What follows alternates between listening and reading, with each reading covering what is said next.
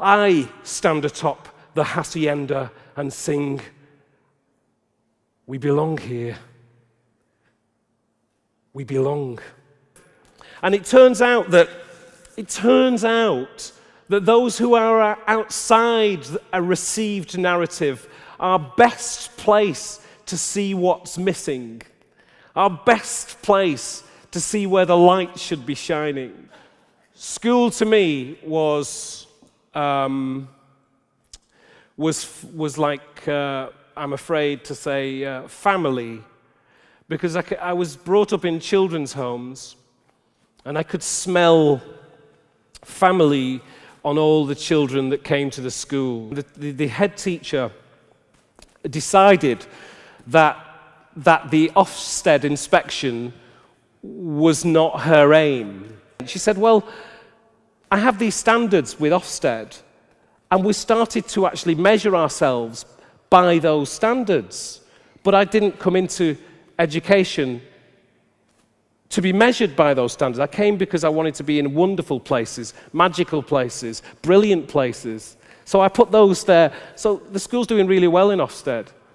But actually, it reminded me how easy it is for us to become institutionalized.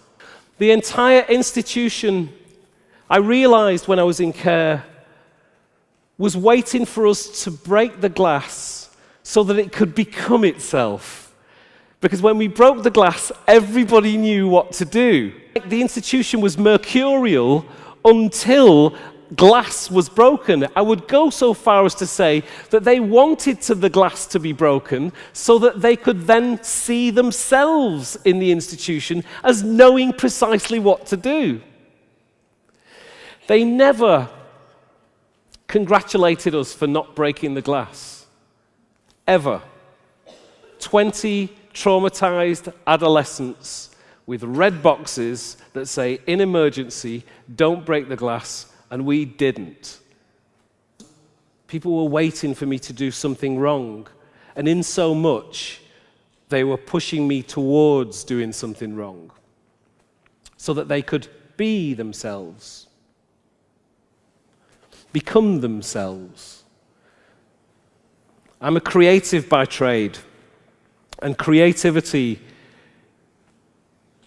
is what I used as a child and what I use as an adult. And it's not the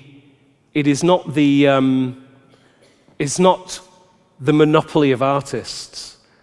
Creativity is something which is in all of us, constantly problem solving. When people speak of great leaders in business, they will speak of them as creative. She gave me a book by the Liverpool poets, by Brian Patton, Roger McGough, and Adrian Henry. And for me, that was a sign of somebody caring. I am inspired by the schools that have worked for me and through me. We come in with all the bells and whistles, the visiting poets, and you see the kids look at us like, oh my gosh, that's amazing, and we love doing it. But we couldn't do what you do. We couldn't be there every single day. You are partially social workers. You are reading body language as much as what's said. You are pretty damn incredible, and we need you. Kids, we need you, and the care-leaving kids, we need you.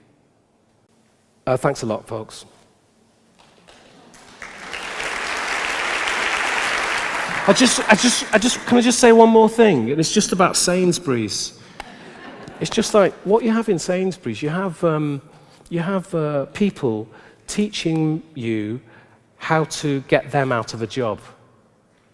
So what they're doing is they tell you how to use the machine, and you go to, but that person is telling you how she's going to lose her job by doing that.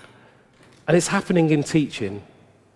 The statistics are overriding the central powerhouse of all teaching, and that's the unique communication between one person and one adult and a young person through teaching. That's the USP of teaching. That's it. It's like that cannot be done by a machine. whatever the targets are. That's the USP. I wish every teacher in every classroom, in every school in the world wrote the reason why they got into teaching in big letters in their classroom, because that's the USP. That is irreplaceable. That goes back to the beginning of time, the beginning of human beings on this earth. That communication, that teaching. It's a really powerful USP as well. I just wanted to say that. Thanks.